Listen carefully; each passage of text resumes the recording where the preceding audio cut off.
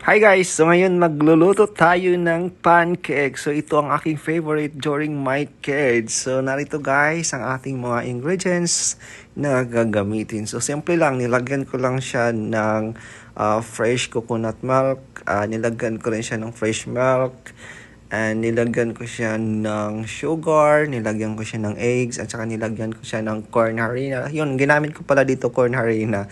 And then, imikos-mikos lang natin guys. And tara, simulan na natin ang pagluluto. So, minishare ko ito yung aking paglagay dito sa baso para lahat is pari-pariho, walang makakalamang, di ba? So, ganito lang kasimple. Nilagyan ko lang siya ng kunting mantika and then, nilagay ko na itong ating gagawing pancake. So, ganito lang itsura niya guys. So, binaligtad ko na siya. Hindi yan sunog guys ha. Ganun lang talagang kulay niya. So, kulay green. So, after ko maluto, mainit pa siya. So, nilagyan ko na siya ng butter para mas masarap. And after natin lagyan ng butter, lalagyan natin siya ng toppings na sugar. Ito kasi lagi.